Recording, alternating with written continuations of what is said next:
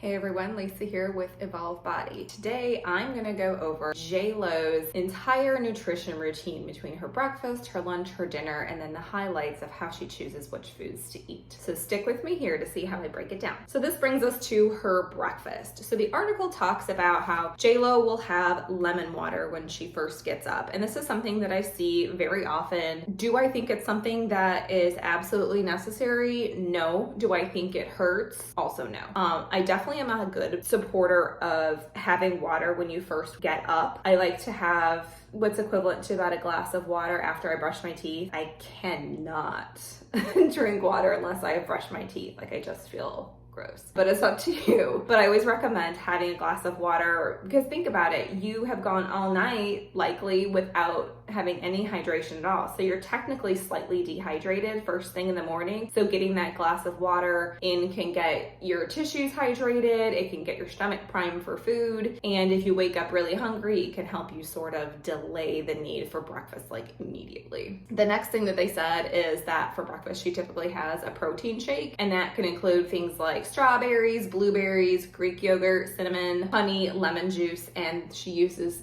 Body Lab protein powder. So nothing wrong with a breakfast smoothie. It's a good way to be able to grab something quickly. It's a good way to potentially meet your protein goals. I definitely am of the opinion that if you can take in all of your protein, fats, and carbs through whole foods, that's ideal. But I also realize that ideal isn't always possible. So if you're not able to take it in through whole foods, then a protein smoothie would be the next best option because it's better to at least meet your protein goal for the day by using the protein powder in a smoothie versus not meeting it at all. But given the option, I would always recommend that you try to have a high protein actual whole food breakfast. You can do that by having egg whites with maybe like one egg, by mixing them together. There's less of that texture issue. There's all kinds of things out there like protein waffles, protein pancakes, overnight oats. I mean, you name it. I would much rather recommend that you actually take it in through whole foods, but a good option when you're in a pinch can still be that protein smoothie. Next up is lunch. So they said that J-Lo will typically have some sort of a salad for lunch, and two of the options that she goes with is either a salad with kale, pumpkin seeds, crumbled queso, shallots, olive oil, and lemon juice for the dressing. Or she may go another way and have a hard-boiled egg on it with cucumbers, bell peppers, mushrooms, onions, ground turkey, and Brussels sprouts. Out of the two, I definitely think that the one with the egg and the ground turkey and all of the vegetables is the higher quality choice. One, it has a lot more vegetables in it, so you're getting more nutrients through your vegetables, and it has a lot more protein in it between the hard-boiled eggs and the ground turkey. Her kale salad, really she's only getting minor amounts of protein with the pumpkin seeds and the crumbled queso. Everything else is just kind of leafy greens and a couple of vegetables. So definitely would recommend that second lunch that has a little bit more to it so that you're closer to meeting those protein goals by the end of the day. They did say that she tries to focus on a balanced diet, nutrient rich, which is why she's trying to include all these vegetables, which is great. I definitely recommend that for my clients. It's not only good in terms of those micronutrients, but so good for your gut health, and everything starts with your gut.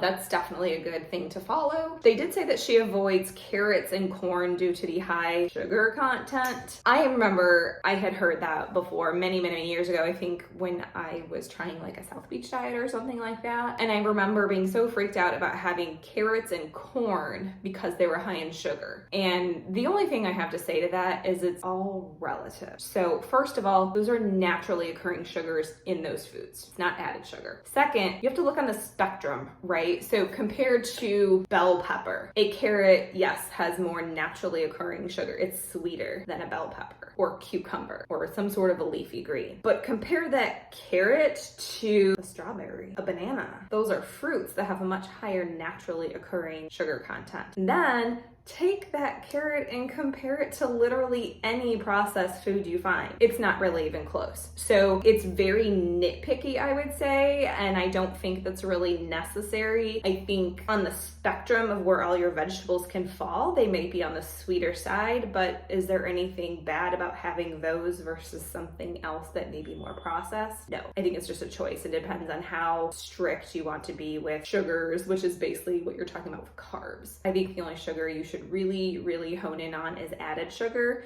Everything beyond that is really like fine-tuning type of things. So that brings us to her snack. They say for a snack, she usually will grab fruits or vegetables. Didn't really specify as to what kinds, but yes, I will absolutely say fruits and vegetables are a great choice for a snack. However, I would recommend like a high protein snack. So maybe having those fruits and vegetables with a Greek yogurt or hummus of some sort. It helps your body sort of process them when you're digesting. If you're having a higher carb vegetable or fruit, having it with something that has fat and protein in it actually slows down that digestion, which avoids insulin spikes. But it also helps you get to your protein goal for the day. One of the other items that they said that she will usually try to have a handful of nuts for a snack. Those are fine. Absolutely, it's a good option for a snack. But the caveat I would say is that people don't realize how much they're getting in a handful of nuts. So I would say that you should really kind of think about measuring it out. I know it sounds kind of crazy, but I always say, you know, it's really easy to have a lot of extra servings of nuts because they're so small and it's just a handful. I'll just have another, but it adds up really quickly in terms of your total fats. They do have some carbs and some protein, but you just need to watch it to make sure you're not going over your targets for the entire day because of that. So portion control is definitely going to be key. From there, then she will go on to have a dinner, and they explain that she usually has lean proteins with vegetables and quinoa or sweet potatoes, some sort of a complex carb. For that lean protein, you're looking at like a white meat turkey, chicken breast. They said grass-fed beef, which can be lean and might not be lean. It depends on the cut, so it's kind of unclear there. Overall, for dinner, having a lean protein, vegetables, and a complex carb, absolutely perfect. I would definitely recommend that for my clients. As for the grass-fed beef, it really depends on what cut you got. You can find leaner cuts, you can have the leaner ground beef, or you could find ones that are super fatty. So it kind of depends on what cut you go with. And then from there, they actually talk about dessert. And yes, she does have dessert. They actually said that she allows herself one cheat per week, and usually if she's going to do that, she's going to go for cookies. I don't really see anything horribly wrong with that as long as you're not having like an entire package of cookies. You know, if you're following a macro plan, which a lot of my clients do, you need to account for that cookie and log the cookie and include it into your macro targets for the day. So if you're going to have that cookie, which is mostly carbs and fat, then there needs to be some sort of reduction in your intake of carbs and fat somewhere else to make sure that you're not going over your targets for the day. But I'm definitely a proponent of not making foods completely off limits because, let's face it, we're human. So the more that you make something off limits, the more you want it. So I always say there's nothing wrong. It really isn't cheating. You're figuring out a way to work it in. Now, do I think you should ignore all of your healthy carbs and fats for the day so you can have an entire sleeve of cookies? No, that's also like just because it fits in your macros doesn't mean it's healthy either. But I would say if she's gonna, go for 2 or 3 cookies, depending on the size, then just account for that with your other foods for the day and you'll be fine. You will feel like you got a taste of it so you don't feel like you're being deprived. And you may even find that they don't taste as good as you thought they did once you do this a little bit longer. So overall, I don't think that JLo's nutrition plan is bad. I think it has some really good recommendations in terms of avoiding alcohol, limiting caffeine, trying to eat a diet that's high in vegetables, complex carbs, lean proteins. That's all fantastic. Those are things we definitely focus on for most of my clients, is having a good solid basis of your nutrition, because after that, the rest will fall in line. However, I think looking at it, she's probably lower on protein than I would want one of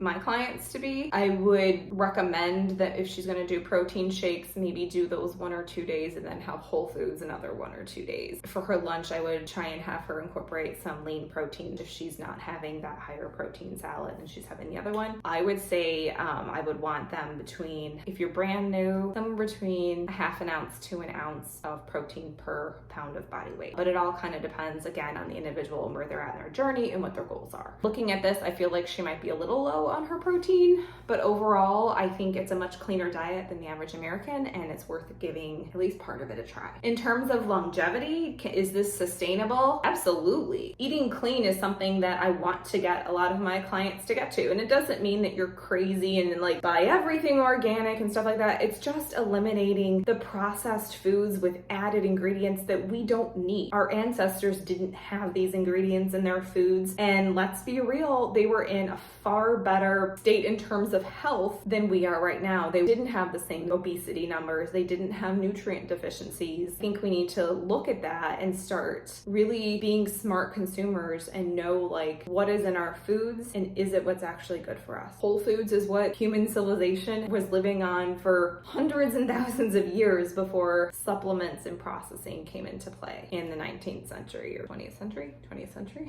So yeah, I think it's 100% sustainable. All of our ancestors did it. And there's still ways that you can have fun with your food without having to have foods that are maybe not the best choices for you nutritionally. And it's all about evaluating your products, evaluating your options, learning how to season properly, and just trying new things. I always say don't try to do all of it at once, do one step at a time. Having that glass of water, you hit your proteins, and then you focus on vegetables and kind of build from there. First thing talked about is regarding her diet in general and her food choices. There's a couple points that they make, and the first one is that they have J-Lo avoid alcohol and caffeine. This is actually pretty well documented that avoiding alcohol can definitely improve your gut health. It can help you improve your weight loss goals. You avoid bloating and inflammation. Avoiding alcohol is definitely something that I recommend for a lot of my clients. It doesn't mean that you can never have it again, but you avoid it and maybe choose occasions where you may have it and then try not to overindulge. So avoiding alcohol, I would agree with that on her nutrition plan, that is a good idea overall, as well as avoiding caffeine. Don't get me wrong, I love myself a good iced coffee, but you do get to a point where the more caffeine you have more regularly, the less effects you will see. So avoiding caffeine can definitely help increase your sensitivity to it. So if you do choose to have it at some point, you know, when you really, really, truly need to pick me up, you can actually have some effects from it. Avoiding, caffeine can raise your heart rate. So, not wanting to dive into that would be a good reason. I have seen, however, studies where some addition of caffeine into a diet can potentially increase weight loss efforts, or it does have some appetite suppressants naturally in it, so that has something to do with it as well, and it may give people energy to be able to have more intense workouts or to be able to move around more. So the caffeine, I feel like, is something personal. I definitely think you should monitor your caffeine intake and try and keep it to a minimum. The next thing that they talk about is basically clean eating. They're looking at things that are not processed foods. They're looking at whole foods. They actually mentioned that when J-Lo was with A-Rod, that she had done this 10-day challenge. She did no sugar and low carbs. Whether you're a celebrity, whether you're trying to lose weight, or even if you're trying to just improve performance or gain muscle, avoiding sugar in your foods is definitely beneficial. If you're looking at two foods and one has same calories, same carbs, but one has more sugars, your body is going to use the food that does not have the sugars in a more beneficial way. It's far more likely that the food that has the added sugar in it is more likely to get stored as fat, which is what you are trying to avoid. So I do agree with the no sugar or extremely limited amounts of added sugar. There are some naturally occurring sugars, and those are perfectly fine. What you're looking for on those labels is the added sugar category. So you can still have your fruits, but you just want to avoid all those processed foods where they added sugar to make it taste better. In terms of low carb,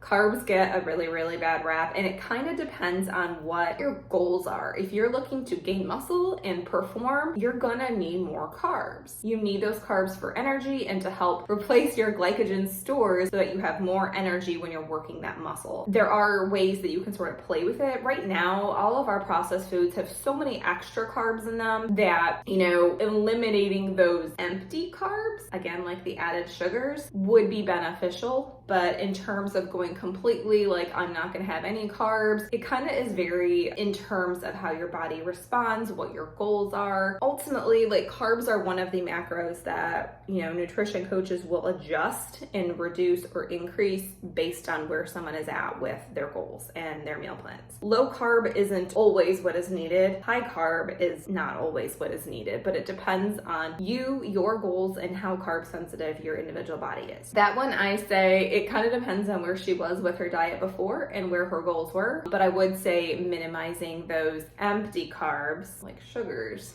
would still be a good idea. And then the last thing they covered at overall nutrition for JLo's diet was her hydration. That they didn't really give exact numbers, but they said that she tries to have a minimum of 7 glasses of water a day. I'm assuming that they mean 8-ounce glasses, which is actually only 56 ounces. Most of the recommendations that nutrition coaches like myself would recommend would be half your body weight in ounces. So if you only weighed 110, 115 pounds, then 56 ounces might be about half.